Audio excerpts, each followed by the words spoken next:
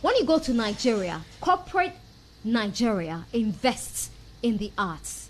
Government is behind the arts. You don't see that in Ghana. It is just touch and go in Ghana. The government, successive governments, pretend to be interested in the arts. You know why? Culture. Why? Because the people in the arts in this country are hypocrites. How? They are more political than the politicians. See, when a party comes to power and promises that it's going to do A, B, C for the creative arts, and on the basis of that, you see all the creative arts players rally behind that party, and 4 years into the government of that party, not even one theater has been built. They promised a theater in each region. Not one has been built. And when we ask questions in the lead up to the election, that what has been the track record of that government, you still have the same creative arts people come and defend it. Why? Because even though the theaters have not been built, maybe he's gotten some Zoom Lion, some cleaning contract here, or some supply contract here. He's comfortable in his own shoes. So it is because you don't have the creative art industry begin to hold governments to account. Because they are playing politics. This person wants to be the shining star, so that when they come, they'll make him minister for creative arts and culture, or deputy minister. Are you referring to John Dumelo? I'm referring to Makokreku Mante. Okay. Me means Robia, but Bodin. I know. I know you're not. You get fearless. it. So the point is, what has Mark done to hold Nanado, who he campaigned for in 2016, who promised to build theaters for the creative arts? What has been Mark's input? Right now that the theaters are, the cinemas are closed, and the creative arts cannot flourish, and they don't have any source of livelihood. What has Mark used his proximity to Nanado to do for the creative arts?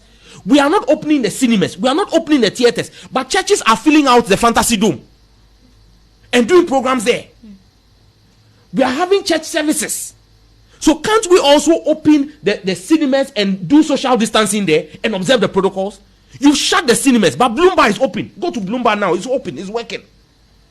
It's open. Sandbox is open.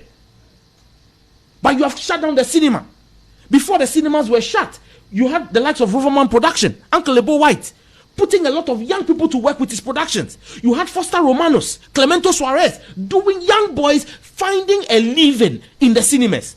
So if today you open the National Theatre and you say that we should skip 1 seat or 2 seats, can they not still sell tickets and at least make a living? You, Makoke Kumante, you've been appointed deputy minister. What did you do? What have you held Nanado to account on his promises? When you campaigned for him, have you held him to account? It's the same way I would have expected Sadiq to hold John Mahama to account here in Rexoma, because that is why you are from that stock. You don't expect me, Sam George, to come and be fighting for creative arts when you've been given, one of your own has been given an opportunity in there, but he is thinking about what he will get and not what you collectively will get.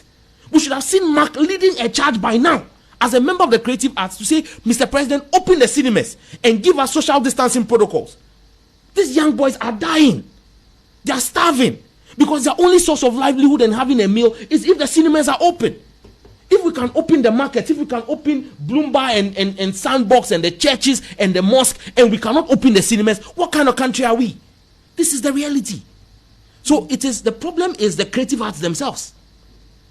When you get the chance and you shine small, you think about yourself and you forget where you're coming from. You think